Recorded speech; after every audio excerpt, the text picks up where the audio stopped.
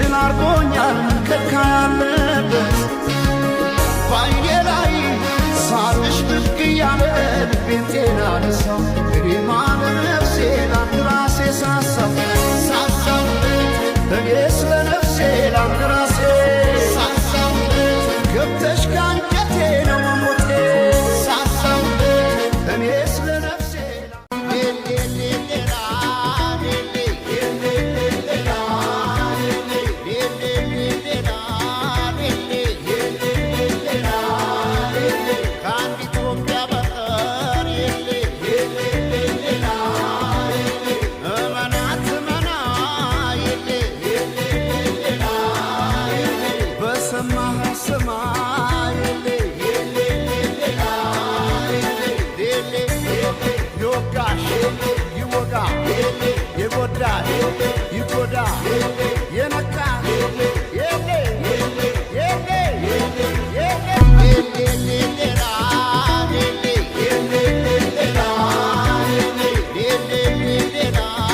በተለይ ጴንጤዎቹ ኦሎፍ ተሳድን ዛሬ ነው ዘፈን ኃጢአት የሆነው።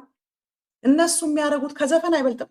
እስከዚህ ድረስ ክሊቤጃቸው እየታየ ሚኒስከርት አድርገው ሲዘሉ የሚውሉበት ሲደነክሩ የሚውሉበት በየትም ቦታ እግዚአብሔርን የማያመሰግን መዝሙር እኔን አሹመኸኝ፣ እኔን አክብረኸኝ፣ እኔን አቁመኸኝ፣ እኔን እንዲህ ብለኸኝ፣ ጠላቴን መተህልኝ፣ ጠላቴን አዋርደህልኝ፣ እኔን ከፍ አድርገህልኝ የሚሉት እነሱን ፕሮሞት የሚያደርገው መዝሙራቸው ማለት ነው።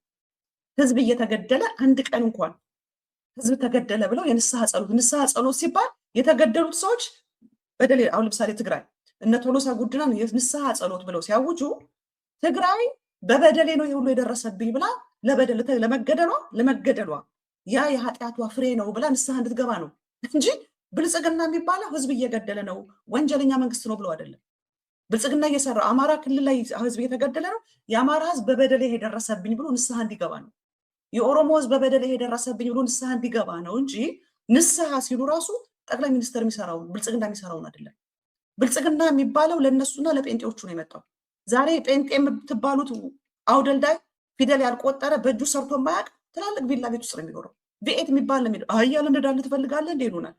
ተመልከቱ እንግዲህ ያልሰሩበት ያለፉበት ዘርፈው ይገርመኛል እኮ አንድ ሰው ምን አለ ድሮ አለ መጽሐፍ ቅዱስ ላይ ሲናገር ጌታችን ኢየሱስ ክርስቶስ 2 አሳና 5 ዳቦን ቆርጦ ነው ህዝብ የመገበው አለ።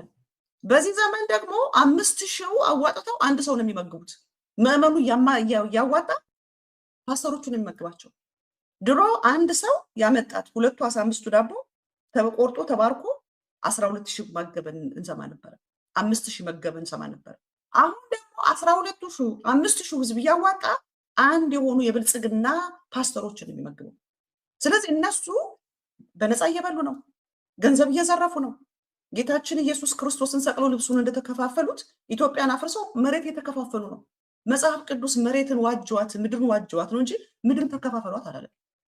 እነሱ ግን ምድር መከፋፈል ላይ ነው ያሉት፣ መሬት መከፋፈል ላይ ነው ያሉት፣ ዘረፋ ላይ ነው ያሉት፣ ህዝብን እያፈናቀሉ ቤት እየወረሱ ነው ያሉት። ደንበኛ የአክዓብ ዘመን ናቡቴን ገለ መሬቱን ወረስክን ይለዋል አይደለ? በአክዓብ ዘመን እነ ናቡቴ የተገደሉ መሬታቸው ይወረስ ነበር።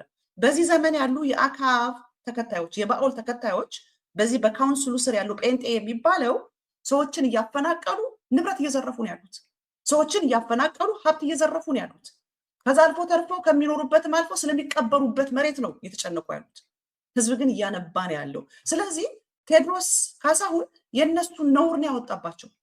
እነሱ እግዚአብሔርን ሲክዱት እግዚአብሔር እናንተ ዝም ብትሉ ድንጋዮች ያመሰግኑኛል አለ ጌታ።